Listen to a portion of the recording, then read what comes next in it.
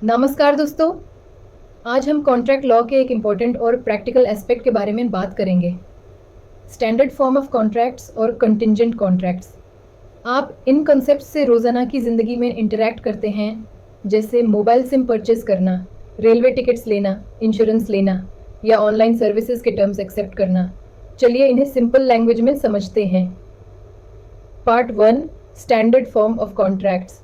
1. क्या होते हैं standard form of contracts? Standard form of contract एक ऐसा कॉन्ट्रैक्ट होता है जो एक पार्टी, जनरली बड़े कॉरपोरेशंस, कंपनीज, सर्विस प्रोवाइडर्स बनाती है और दूसरी पार्टी, यूजुअली कस्टमर्स, को बिना नेगोशिएशन के एक्सेप्ट करना पड़ता है।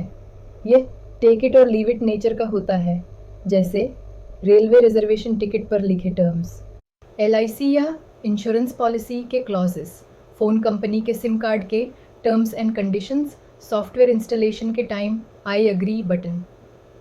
2. क्या प्रॉब्लम है इन कॉन्ट्रैक्ट्स में? इनमें पार्टीज़ के बीच बार्गेनिंग का कोई स्कोप नहीं होता, कस्टमर को टर्म्स पढ़ने का टाइम भी नहीं मिलता और क्लॉजेस बहुत टेक्निकल और लीगल होते हैं। ये कंज्यूमर के लिए अनफेयर हो सकता है क्योंकि टर्म्स यूनिलैटरल होते हैं। लायबिलिटी क्लॉजेस कंज्यूमर के अगेंस्ट होते हैं। कई बार राइट्स को वेव करा दिया जाता है विदाउट कंज्यूमर की नॉलेज। 3.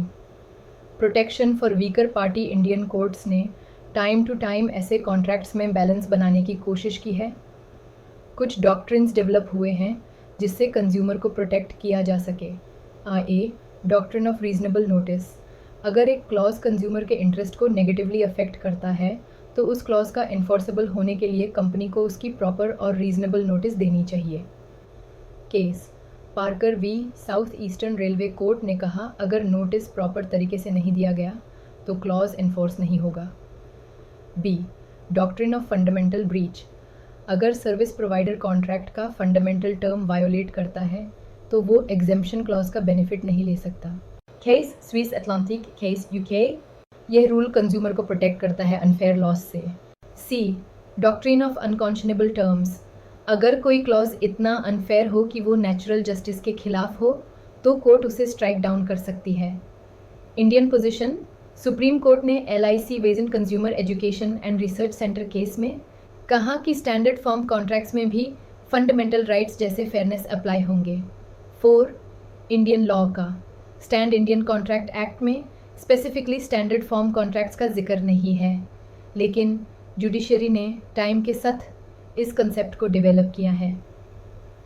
कंज्यूमर प्रोटेक्शन एक्ट 2019 भी अनफेयर टर्म्स के अगेंस्ट कंज्यूमर्स को प्रोटेक्शन देता है। Part 2, contingent contracts. 1. क्या होते हैं contingent contracts?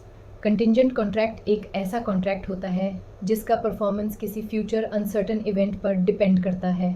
Section 31 of Indian contract act कहता है, A contract to do or not to do something if some event collateral to such contract does or does not happen.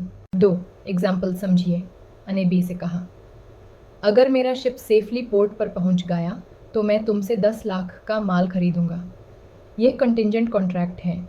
Insurance contracts इसके best example हैं। अगर fire हुआ तो claim मिलेगा, वरना नहीं। 3. कैरेक्टरिस्टिक्स। इवेंट फ्यूचर और अनसर्टेन होना चाहिए। इवेंट कोलैटरल होना चाहिए। परफॉर्मेंस तभी इन्फोर्सेबल है जब इवेंट ओकर हो। 4. Important provisions. Sections 3136, section 32, enforcement on happening of event.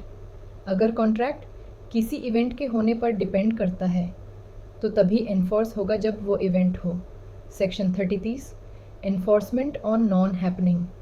अगर कॉन्ट्रैक्ट किसी इवेंट के ना होने पर डिपेंड करता है तो परफॉर्मेंस तब इन्फोर्स होगी जब वो इवेंट ना हो। Section 34, future conduct of living person. अगर किसी लिविंग पर्सन के फ्यूचर एक्शन पर कॉन्ट्रैक्ट डिपेंड करता है तो जब वो एक्शन इम्पॉसिबल हो जाए तब कॉन्ट्रैक्ट वॉइड हो जाता है।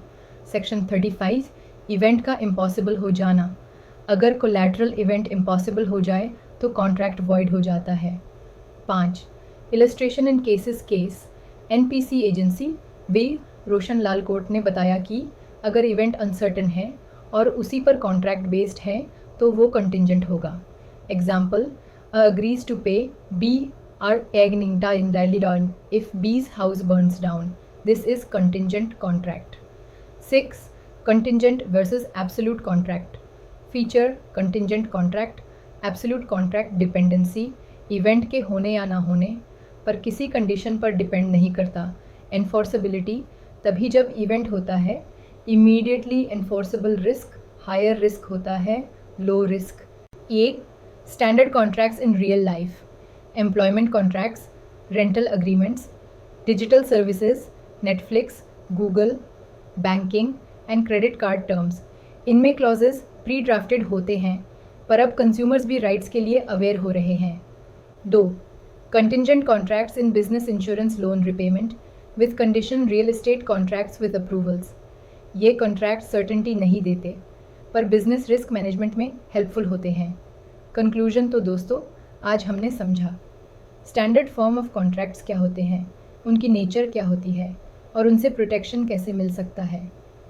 कंटिंजेंट कॉन्ट्रैक्ट्स किस तरह अनसर्टन फ्यूचर इवेंट पर बेस्ड होते हैं और कैसे लीगली ऑपरेट करते हैं. इन कॉन्सेप्ट्स का प्रैक्टिकल एप्लीकेशन हर सिटीज़न और बिजनेसमैन के लिए इम्पॉर्टेंट है.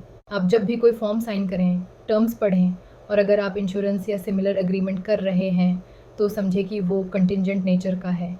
मिलते हैं अगले वीडियो में एक नए लीगल कॉन्सेप्ट के साथ. तब तक के लिए अवेयर रहिए, लीगली एम्पावर्ड बनिए. धन्यवाद.